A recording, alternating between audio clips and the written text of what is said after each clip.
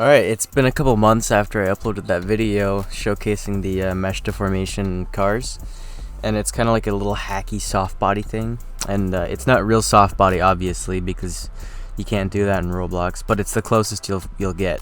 So that video got 20,000 views as of today. For a video that I put zero effort in, it's pretty good. A bunch of people want a tutorial, so here it is.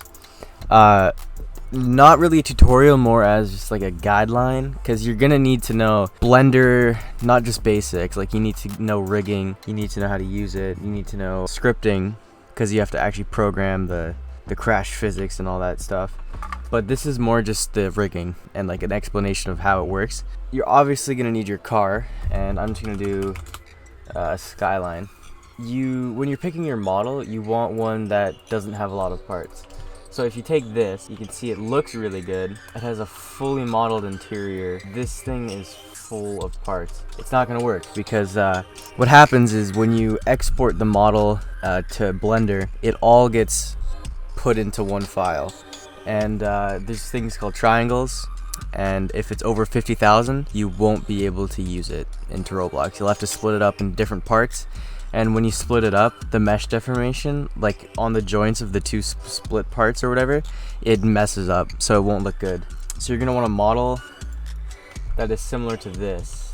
This one should work. It looks fairly simple. You can see the interior is still good, but it's pretty much there. You can delete a couple stuff if you're over the 50,000 limit. So you're gonna want to get rid of the wheels, because you don't want the wheels to deform. You pretty much want to get rid of everything that you don't want to deform. I'm gonna duplicate this just so I have a full version, undeform, and I'm gonna get rid of the seats, the scripts, the wheels. We've cleaned up our model, and this should work now. So right click on the model, export selection, and then just save it as anything. Now go into Blender, delete the default cube, import obj skyline r32.obj, the file that you saved, and you'll notice nothing shows up, and it actually spawns over there. That's because it's not centered in the base plate. It's not at 0, 0 or 0, 0, 0, the position. So what you do is you click on the object, set origin to center of mass surface. So now just drag it over here, drag it back, and it's centered. We have our model. I actually imported the wrong one. This is the right one. So set origin, drag it over, and here it is. The rest is fairly easy.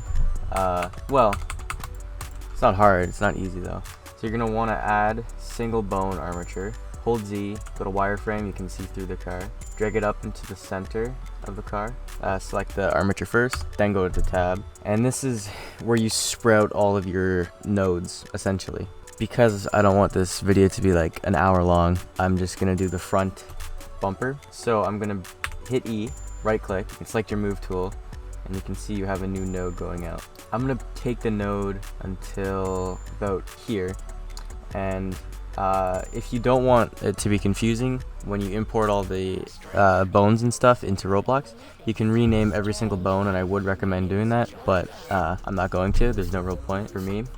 So here's the center hood node, right? You can hit E again, drag it over to the bumper, and you want it to be perfectly in the middle, because what you're gonna do is you're gonna bind the armature, you're gonna bind the bones to the actual mesh, right? So if I drag this around, it's gonna drag the center of this around with it, and it'll affect it all. And so you don't really want it to be on you'd want it to be like right in the corner. But so I'm gonna put 3 separate nodes for the top of the bumper and then 3 for the lower. I'm gonna extrude this, bring it down a little bit. I'm gonna put it right in the middle of the light, and then extrude again, down a bit, right in the middle of the light. I'm gonna do the lower bumper. So I'm gonna actually just bring this down, and yeah. So you kind of have to think logically about like how you're gonna branch your nodes off, because if I just use this single node as the center point for all of the front damage nodes, it'll all move. Like if I move this, these will all move with it, and so will these. And I don't know if I want that. I think it's fine, because it's just the front, and this is just an example, but it's something to think about if you're gonna actually use this tutorial. So now actually I just realized something. I want the left and right damage nodes to actually come out of here. So if this moves up, then these do too. So it's a fairly quick process. It took me a long time to figure out how to do it though, because I'm not that good with Blender. I was always more of a programmer. Okay, so here's we have 6 damage nodes on the bumper. You would also put them on this side too, but I don't really care. So now that we have our damage nodes laid out, we have to bind the armature to the actual mesh. Go back into object mode. So you click the mesh, you hold shift, then you click the armatures, Control P with envelope weights. So you go to File, Export, FBX, whatever you want, export that shit. Go back to Roblox, Avatar Importer, Custom, scroll down, Swag, and then you wait. Here it is, massive, broken textures, whatever. I'm just gonna delete the texture for now, and then you scale it down. Now it looks like it's got fucked up normals, but it's only the bottom that does, and if you wanted to fix that, double-sided, and it still looks kind of fucked up, but that's fine. So you'll notice this has multiple bones now, and if I make this a little bigger and animation editor, you can see there's actual bones here. For some reason, only those 2 show up, but they're all here. And if you click the little plus, add all, you can see that it deforms. Now, I don't have all of the bones in, or all the damage nodes. I think you can have like up to 50, which is enough, should be enough. Let's say I have this one. You can see I can move it. You can see it looks a little weird, so you have to be smart with it and move like... When I did this, it was a completely different method actually. I had to relearn it. And I used mesh deformers, and it was like an actual object that you could add like through here, but they got rid of those. So I don't really know how to...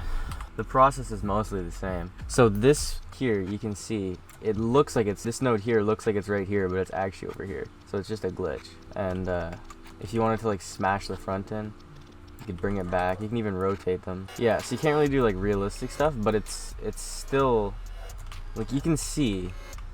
And if you added like more nodes, I think with the taxi one, I had 3, 6, and I had 15, 4 more here, 4 more here. I had probably like 30 nodes, but I only did the front end and the roof and the A-pillars. You can get a decent look with it. I'm just throwing this in because I'm editing it right now. I'm gonna split it up into 2 different videos. This is like kind of more the tutorial, and then the next one is gonna be more in depth about like tips and tricks, like mastering it and like how to actually calculate the damage and stuff like that. I just don't want the video to be too long. So yeah, that's the end of this one. Next video is gonna go more in depth and more tips if you're actually doing it. Thank you.